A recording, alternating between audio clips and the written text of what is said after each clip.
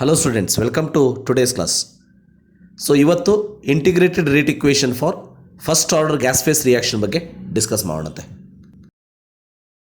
First order gas phase reaction. Now we will consider one gas phase reaction A give rise to B plus C. So ತಮಗೆಲ್ಲರಿಗೂ ಗೊತ್ತಿರೋ ಹಾಗೆ whenever there is a gaseous reaction we will not use the concentration term, we are going to use pressure. ಅದಕ್ಕಾಗಿ ನೋಡಿ, let the initial pressure of the reactant is taken as PI. Okay. Let X be the atmosphere pressure, be the decrease in pressure of A in time T, and increase in pressure of B and C will be also X atmosphere each.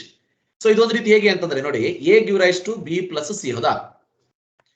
Initially PI is the pressure. ಇದು 0 ಇತ್ತು.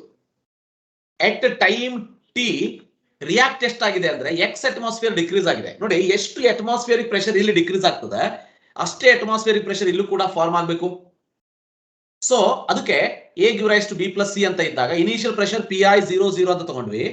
Pressure after time T, ಎಟ್ time T ಇಷ್ಟ ಆದ್ರೆ after time T total pressure ನಾವು ಇಲ್ಲಿ calculate ಮಾಡಿದಾಗ ಏನ್ ಮಾಡ್ತೀವಿ, PI minus X ಅಂತ ಬರೀಬೇಕು ಇಲ್ಲಿ ಹೌದಾ ನೋಡಿ, ಪ್ಲಸ್ ಎಕ್ಸ್ ಅಂದ್ರೆ ಇನಿಷಿಯಲಿ PI ಇತ್ತು, ಎಟ್ ಟೈಮ್ ಟಿ ಎಕ್ಸ್ ರಿಯಾಕ್ಟ್ ಆಯ್ತು, ಅಷ್ಟೇ ಎಕ್ಸ್ ಇಲ್ಲಿ ಫಾರ್ಮ್ ಆಗ್ತದೆ. Total pressure which is left after time T is PI minus X. Okay.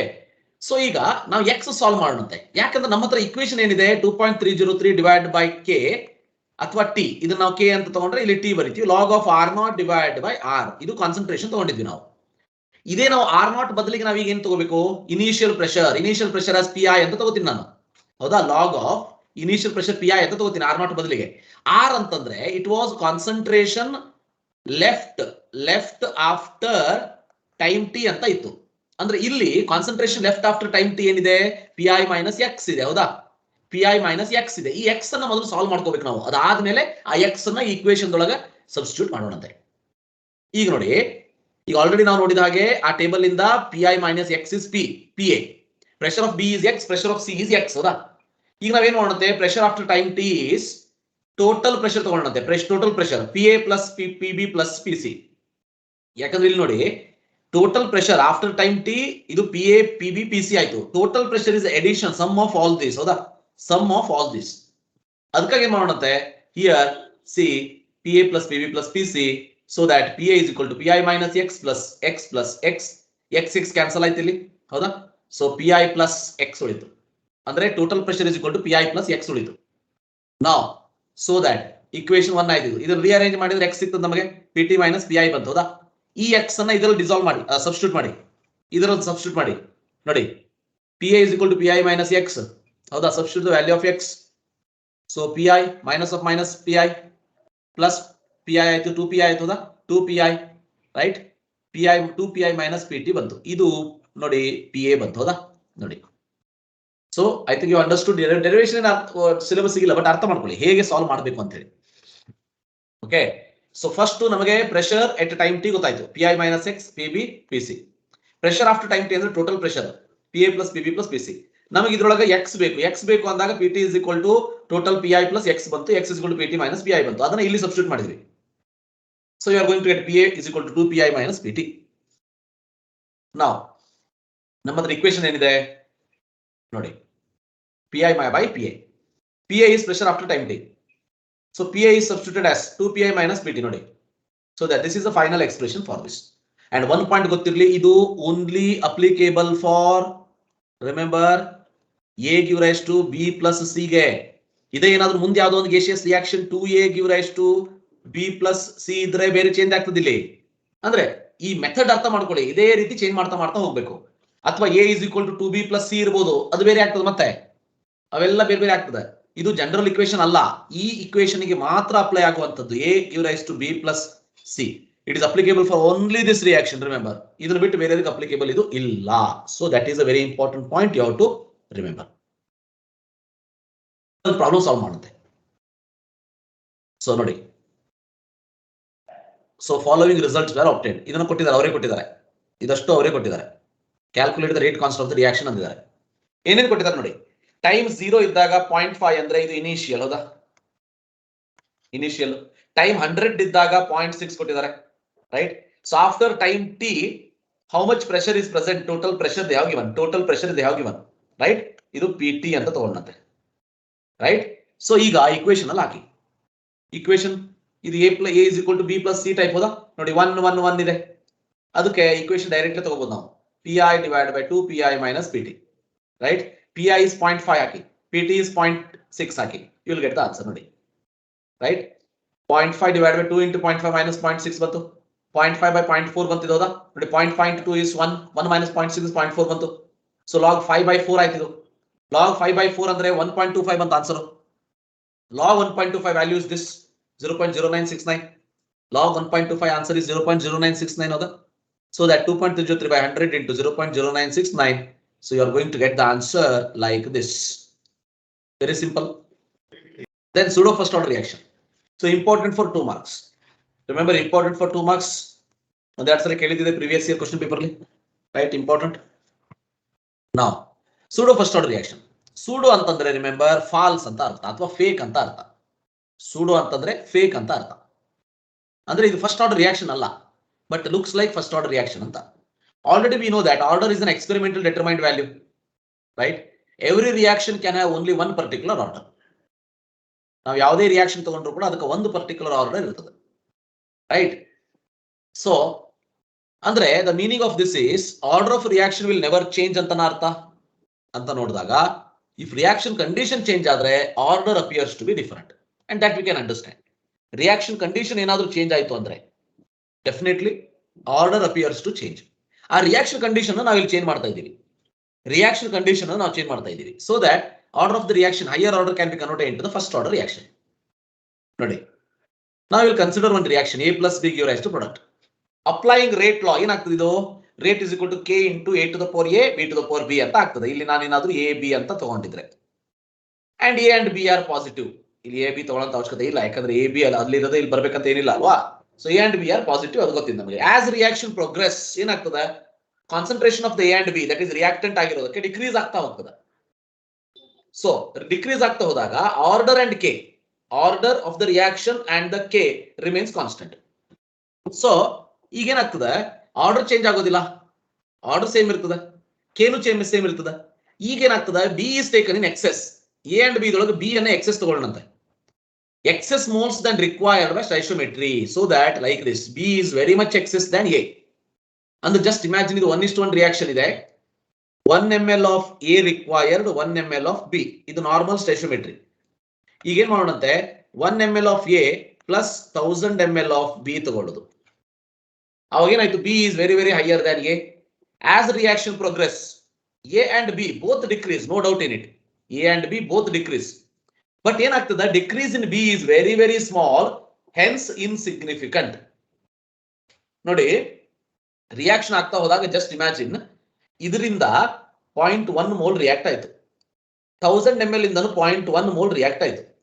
ಅದ್ರ ಮೀನಿಂಗ್ ಏನು, reaction of A and B in which B and A both decreases, no doubt.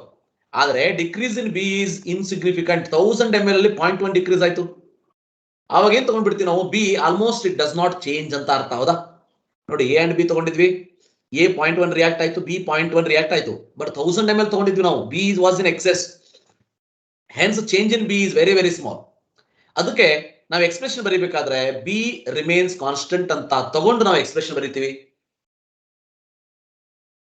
Hence remember, you are going to get this order 2 become 1. remember ನೋಡಿ, K dash into A to the power A ಅಂತ ಬರ್ದ್ವಿ, where K dash is K B to the power B. ಇದು ನಾವು constant ಅಂತ ತಗೊಂಡಿದ್ದೀವಿ. ಯಾಕೆ ತಗೊಂಡ್ವಿ ಅಂದ್ರೆ over all change remains constant, constant ಇಲ್ಲ, ಅದಕ್ಕೆ ಹೇಳಿದ್ದು ಸೂಡೋ ಫೇಕ್. ಇದು ಕಾನ್ಸ್ಟೆಂಟ್ ಇಲ್ಲ, but we can consider it as constant ಅಂತ ಅರ್ಥ. ಅಂದ್ರೆ A and B is equal to 1 ಅಂತ ಇತ್ತು ಅಂತ ಇಟ್ಕೊಳ್ಳಿ, ಓಕೆ, 1 ಅಂತ ಇತ್ತು. ಈಗ A plus B is equal to 2 ಆಯ್ತು, ಸೆಕೆಂಡ್ ಆರ್ಡರ್ ರಿಯಾಕ್ಷನ್ ಆಗಿತ್ತು. ಈಗೇನಾಯ್ತು, ಈಗ B we have taken at constant ಅಂತ ಅನ್ನೋದಕ್ಕೆ ಎ ಟು ದ ಪವರ್ 1 ಅಷ್ಟೇ ಉಳಿತೀವಿ ನಮಗೆ, ಹೌದಾ. ಇದು ಒಂದೇ ಎಕ್ಸ್ಪ್ರೆಷನ್ ಉಳಿತು, ಇದರಲ್ಲಿ ಎ ಇಸ್ ರಿಪ್ಲೇಸ್ಡ್ ಬೈ 1. ನೋಡಿ, ಎ ಇಸ್ ರಿಪ್ಲೇಸ್ಡ್ ಬೈ 1 ಅಂದ್ರೆ apparently this order become looks like first order reaction ಆಯ್ತಾ. ಅದಕ್ಕೆ ನಾವು ಇದನ್ನ ಏನಂತ ಕರಿತೀವಿ, ಸೂಡೋ ಫಸ್ಟ್ ಆರ್ಡರ್ ರಿಯಾಕ್ಷನ್ ಅಂತ ಕರಿತೀವಿ. ಬಹಳ simple. By changing the reaction condition, higher order can be converted into first order reaction. By taking all the reactants in excess except 1 is called as pseudo first order reaction.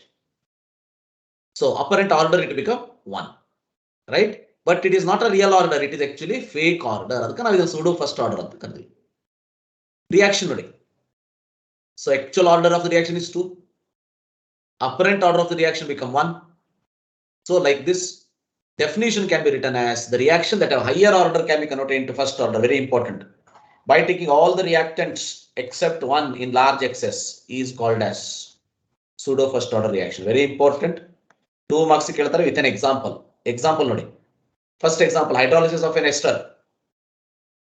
Acid catalysis hydrolysis. ಹೌದಾ? ಇದರೊಳಗೆ H2O taken as excess ನೋಡಿ. Solvent and reactant H2O is taken as large excess. So that rate of the reaction can be written like this. But H2O constant ಅಂತ ಅಂದಾಗ this order 2 actual order can be converted into order 1. This we call it as pseudo first order reaction. Apparent order become 1. ನೀವು example ಅಂತ ಕೇಳಿದಾಗ ಇಷ್ಟೇ ಬರೆದ್ರು ಸಾಕು, ಅಥವಾ reaction ಬರೀರಿ ಆರ್ ರಿಯಾಕ್ಷನ್ ಬರೀರಿ. ಬಟ್ ರಿಯಾಕ್ಷನ್ ಬರೆದಾಗ ಕೇರ್ಫುಲಿ H+ ಇರಬೇಕು.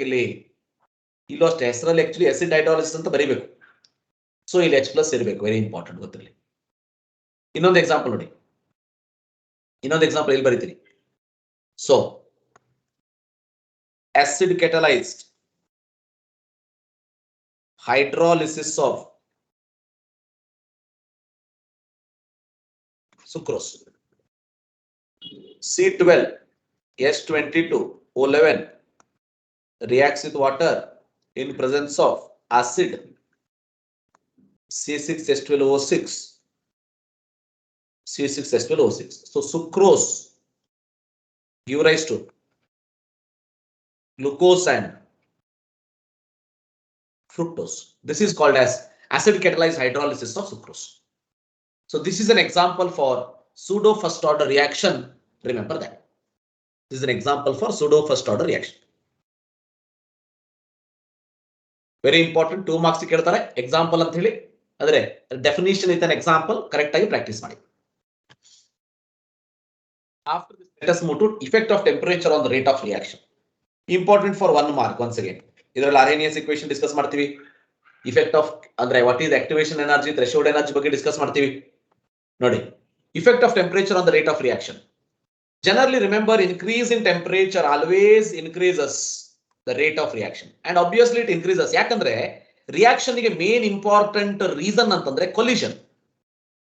ಟೆಂಪರೇಚರ್ ಜಾಸ್ತಿ ಆಗ್ತಾ ಹೋಗ್ತಾದಾಗೆ ಕೈನೆಟಿಕ್ ಎನರ್ಜಿ ಜಾಸ್ತಿ ಆಗ್ತಾ ಹೋಗ್ತದೆ. ಕೈನೆಟಿಕ್ ಎನರ್ಜಿ ಜಾಸ್ತಿ ಆಗ್ತಾ ಹೋದಾಗೆ ಮೋರ್ ವೈಲೆಂಟ್ ಕೊಲಿಷನ್ ಜಾಸ್ತಿ ಆಗ್ತಾ ಹೋಗ್ತದೆ.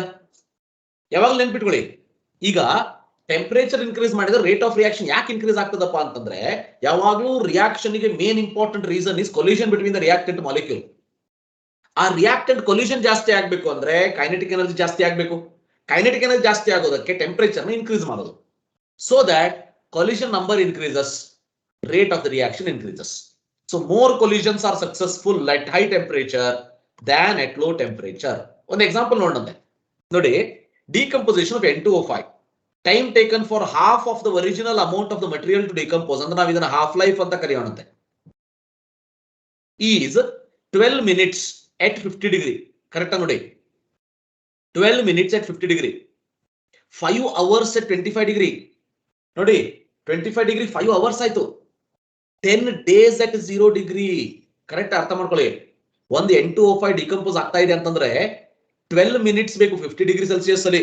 ರಿಯಾಕ್ಷನ್ ನೋಡಿ ಎಷ್ಟು ಫಾಸ್ಟ್ ಆಯ್ತು. ಅದ ಏನಾದ್ರೂ ನೀವು 25 ಡಿಗ್ರಿ ಡಿಕ್ರೀಸ್ ಮಾಡಿದ್ರೆ 5 ಅವರ್ಸ್ ಬೇಕು. ಅದನ್ನೇ 0 ಡಿಗ್ರಿದಲ್ಲಿ ರಿಯಾಕ್ಷನ್ ಆಗ್ಬೇಕು ಅಂದ್ರೆ 10 days it is needed. Remember, ಇದು ಟೆಂಪರೇಚರ್ ಇಫೆಕ್ಟ್ ಅನ್ನ ಎಕ್ಸ್ಪ್ಲೇನ್ ಮಾಡ್ತದೆ. ನೋಡಿ, ಇನ್ನು mixture of potassium permanganate, KMnO4 and oxalic acid ತಗೊಳ್ಳಿ. ಪೊಟ್ಯಾಷಿಯಂ ಪರ್ಮಾಂಗನೇಟ್ ಇದನ್ನು ನೀವು ಜನರಲಿ ಟೈಟ್ರೇಷನ್ ಮಾಡ್ತಿರ್ತಾರೆ ಕಾಲೇಜಲ್ಲಿ. ಯಾವಾಗಲೂ ನೀವು ಆಕ್ಸಾಲಿಕ್ ಆಸಿಡ್ ತಗೊಂಡಾಗ you are going to heat that oxalic acid to the 60 degree Celsius. ಅಂದ್ರೆ ಬಬಲ್ಸ್ ಬರೋ ತನಕ ಹೀಟ್ ಮಾಡ್ತೀವಿ. ಯಾಕೆ ಅಂತಂದ್ರೆ potassium permanganate gets decolourised after faster at a high temperature than at a low temperature. Low temperature ಇದ್ದಾಗ rate of reaction ಬಹಳ ಕಡಿಮೆ ಇರ್ತದೆ. ರೇಟ್ ಆಫ್ ರಿಯಾಕ್ಷನ್ ಜಾಸ್ತಿ ಆಗೋದು ಟೆಂಪರೇಚರ್ ಜಾಸ್ತಿ ಮಾಡಿದಾಗ, ಯಾಕಂದ್ರೆ ಕೊಲಿಷನ್ ಜಾಸ್ತಿ ಆಯ್ತು. ಇದು ಒಂದು ಎಕ್ಸಾಂಪಲ್. ಅಂದ್ರೆ ಮೀನಿಂಗ್ ಏನು, ಇದನ್ನೆಲ್ಲ ಡಿಸ್ಕಸ್ ಮಾಡಿದ್ಮೇಲೆ ಒಂದು ಪಾಯಿಂಟ್ ನಾವು ಅರ್ಥ ಮಾಡ್ಕೊಂಡ್ವಿ, temperature increase the rate of reaction. Finally ನೀವು ನೆನ್ಪಿಟ್ಕೊಳ್ಬೇಕಾಗಿರೋದು ಇದಷ್ಟೇ exam point of view. But ಇದನ್ನೆಲ್ಲ ಅರ್ಥ ಮಾಡ್ಕೊಳ್ಳಿ. ಇದರಿಂದ ಏನ್ ಗೊತ್ತಾಯ್ತು ಎಕ್ಸ್ಪೆರಿಮೆಂಟಲಿ ಅಂತಂದ್ರೆ, remember, for each 10 degree rise in temperature, correct ಅರ್ಥ ಮಾಡ್ಕೊಳ್ಳಿ, each 10 degree rise in temperature, rate of the reaction doubled or tripled ಅಂತ ಕರಿತೀವಿ ನಾವು. See, rate of the reaction, experimentally it is determined that every 10 degree rise in temperature, rate constant ಅಥವಾ rate of the reaction almost doubled or tripled, generally it is doubled. ಇದನ್ನ ನಾವು temperature coefficient ಅಂತ ಕರಿತೀವಿ. ಯಾವುದನ್ನ? Rate of the reaction double ಆಗ್ತದ, triple ಆಗ್ತದ ಅಂದ್ರೆ 2 or 3 ಅಂತ ನಾವು ಹೇಳ್ತೀವಲ್ಲ, double triple. When you increase temperature of 10 degree Celsius, that we call it as temperature coefficient. ನೋಡಿ, ರೇಟ್ ಕಾನ್ಸ್ಟೆಂಟ್, ಟೆಂಪರೇಚರ್ ಕೋಎಫಿಷಿಯಂಟ್ ಅನ್ನ ಸಿಂಪಲ್ ಆಗಿ ಹೇಳ್ಬೇಕಂದ್ರೆ rate constant at T plus 10 degree Celsius divided by KT is called as temperature coefficient. Andre it is defined as it is the ratio of rate constant of a reaction at 10 degree higher temperature to the given temperature is called as temperature coefficient. Very, very important. Remember, temperature coefficient antandre rate constant at a particular temperature, then to the 10 degree lower temperature hangu helabodu, rate constant at a particular 10 plus 10 degree temperature divided by rate constant at a particular temperature antanu helabodu. ಒಟ್ನಲ್ಲಿ ಇಷ್ಟು ನೆನ್ಪಿಟ್ಕೊಳ್ಳಿ, KT plus 10 divided by KT is known as temperature coefficient. Remember that. So, ಈ slide ಅಲ್ಲಿ ನೆನ್ಪಿಟ್ಕೊಳ್ಬೇಕಾಗಿರೋದು ಇಷ್ಟೇ. Temperature increase ಮಾಡಿದ್ರೆ rate increase ಆಗ್ತದೆ. Temperature coefficient ಅಂದ್ರೆ ಏನು? ನೆಕ್ಸ್ಟ್ ಆಕ್ಟಿವೇಟೆಡ್ ಕಾಂಪ್ಲೆಕ್ಸ್ ಥಿಯರಿ ಅಂತ ನೋಡೋಣಂತೆ. ಆಕ್ಟಿವೇಟೆಡ್ ಕಾಂಪ್ಲೆಕ್ಸ್ ಥಿಯರಿ ಅಂತಂದ್ರೆ ಹೇಗೆ ಈ ಪ್ರಾಡಕ್ಟ್ ಫಾರ್ಮೇಷನ್ ಆಗ್ತದ ಅನ್ನೋದನ್ನ ಅರ್ಥ ಮಾಡ್ಕೋತೀವಿ. In this particular case, remember, product formation will be like this. Consider a reaction. S2 give rise to S2 plus I2 give rise to 2HI ಅಂತ ತಗೊಂಡಂತೆ. According to Arrhenius equation, reaction take place only when a molecule of hydrogen and a molecule of iodine collide to form an unstable intermediate activated complex. Remember, andre temperature, collision between the reactant molecule leads to the product formation ಅನ್ನೋದನ್ನ ಇಲ್ಲಿ ಅರ್ಥ ಮಾಡ್ಕೊಂಡ್ವಿ. First ಏನಾಗ್ತದೆ? Reaction ನೋಡಿ, ಇದು reactant H2 plus I2 ಹೌದಾ? Reactant. ಇದು ಏನ್ ಕೇಳ್ತೀವಲ್ಲ, ಕಾಣ್ತೀವಲ್ಲ, ಇದನ್ನ ಆಕ್ಟಿವೇಟೆಡ್ ಕಾಂಪ್ಲೆಕ್ಸ್ ಅಂತ ಕರಿತೀವಿ ನಾವು. This is activated complex. Remember, this is activated complex. ಏನಾಗ್ತದೆ ಇಲ್ಲಿ? HH bond undergoing cleavage ನೋಡಿ, dotted. Then new HI bond is undergoing formation. Once again II bond is undergoing cleavage, HI bond is forming. So ಇದು activated complex ಅಲ್ಲಿ ಆಗುವಂತದ್ದು.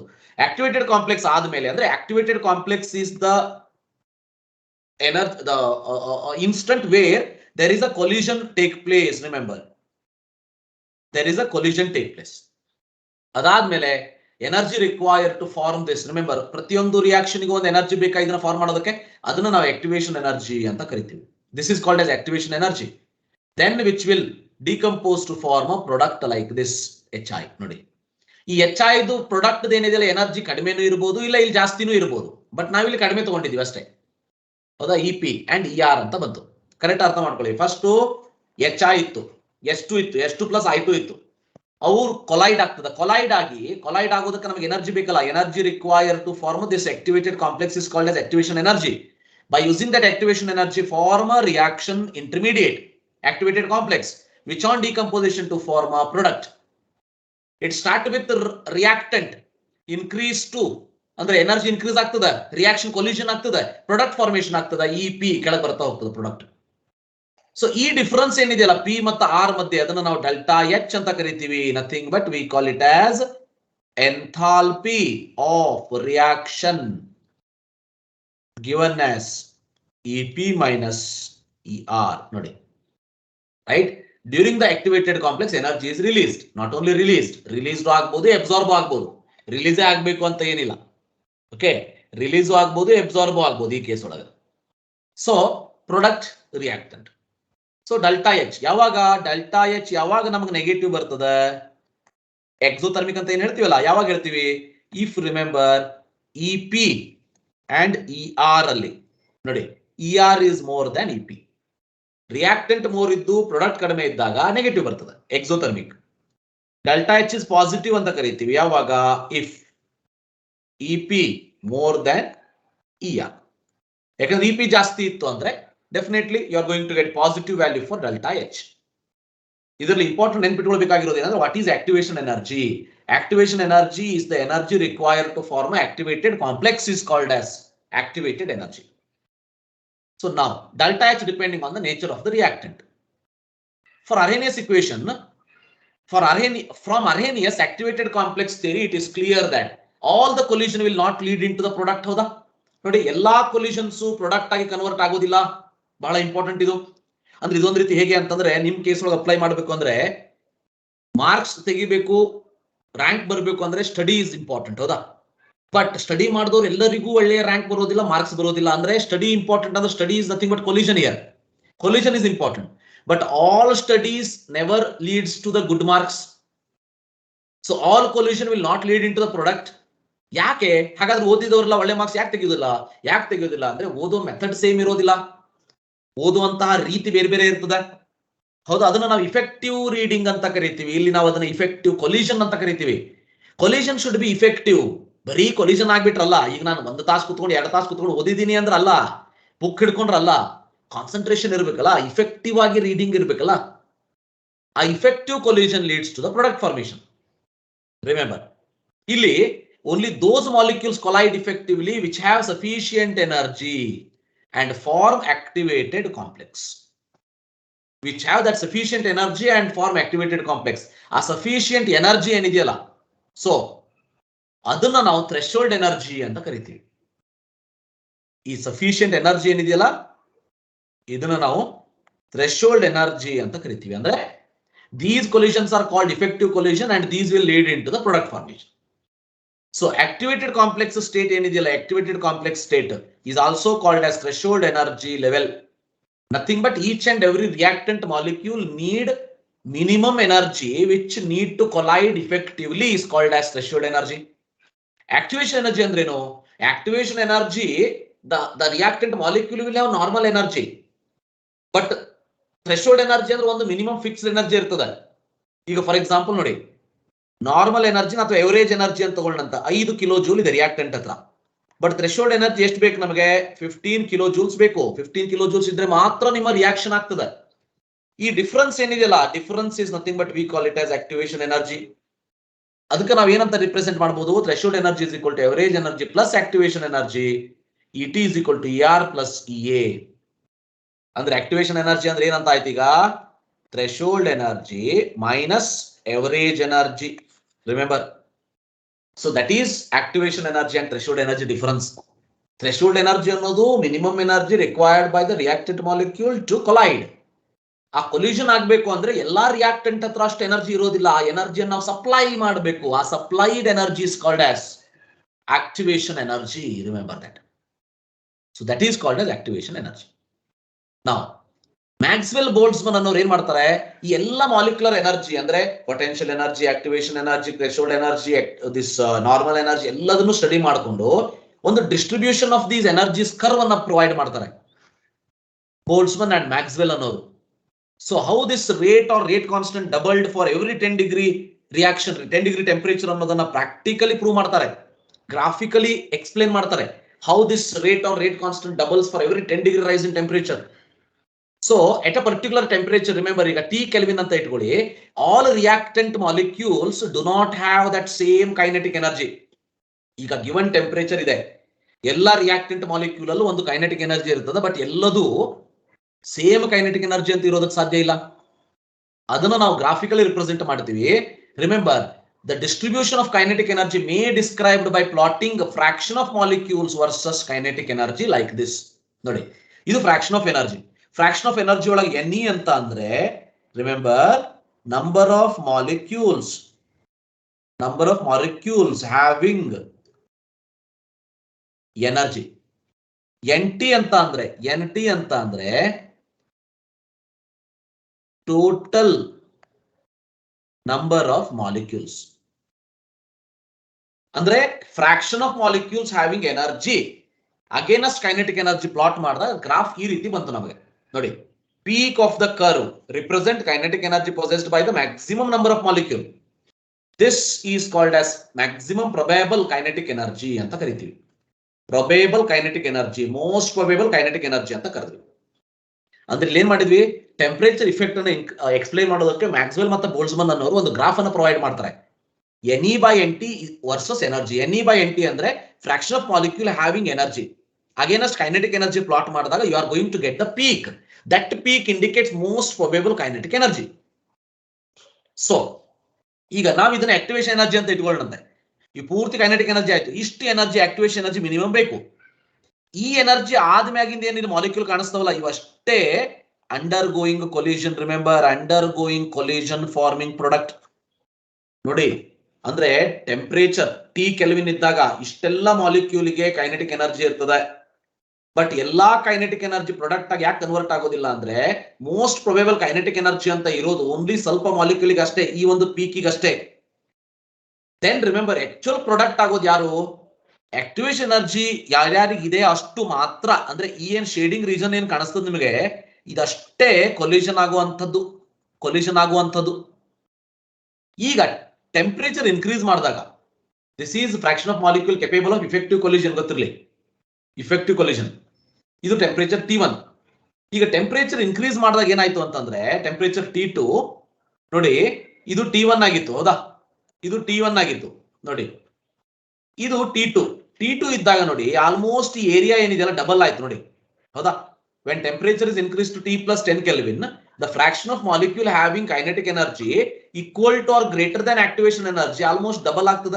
ಈ area ನೋಡಿ double ಆಗ್ತದ. Almost ಇಷ್ಟಿತ್ತು ಮೊದಲು, ಈಗ ಇಷ್ಟಾಯ್ತು. ಅಂದ್ರೆ ಟೋಟಲ್ ಏರಿಯಾ ಡಬಲ್ ಆಯ್ತಾ. So hence remember, rate of reaction doubles. ಅಂದ್ರೆ the fraction of molecule having kinetic energy equal to or greater than activation energy increases. Kinetic energy ಎಷ್ಟು ಬೇಕಾದ್ರೂ ಇರ್ಲಿ, ಕೈನೆಟಿಕ್ ಎನರ್ಜಿ ಇದ್ರೂ ಕೂಡ ಇಫೆಕ್ಟಿವ್ ಕೊಲಿಷನ್ ಆಗೋದು ಯಾವಾಗ ಅಂತಂದ್ರೆ ಆಕ್ಟಿವೇಶನ್ ಎನರ್ಜಿ ಆ ಕರ್ವ್ ದಾಟಿದ ಮೇಲೆ. ಅಂದ್ರೆ ಈ ಏರಿಯಾದಲ್ಲಿ ಇದು ಇಷ್ಟಿತ್ತು ಮೊದಲು, ಇದು ಇಷ್ಟಿತ್ತು ಮೊದಲು ಹೌದಾ T ಕೆಲ್ವಿನ್ ದಲ್ಲಿ. T2 ದಲ್ಲಿ 10+ ಕೆಲ್ವಿನ್ ಜಾಸ್ತಿ ಮಾಡಿದಾಗ T2 is T+10 almost double ಆಯ್ತು ಏರಿಯಾ. ಅಂದ್ರೆ every 10 degree rise in temperature rate of reaction doubles ಅಂತ ಎಕ್ಸ್ಪ್ಲೇನ್ ಮಾಡಿದ್ದು Maxwell and Boltzmann's distribution of molecular energy curve. Okay, next ಕ್ಲಾಸಲ್ಲಿ ಅರೇನಿಯಸ್ ಇಕ್ವೇಷನ್ ಬಗ್ಗೆ ಡಿಸ್ಕಸ್ ಮಾಡೋಣಂತೆ. ಸೊ ಅಲ್ಲಿವರೆಗೂ thank you, have a nice day. So hard work is the only way to success. So ಓದ್ತಾ ಇರಿ, enjoy ಮಾಡಿ. Thank you.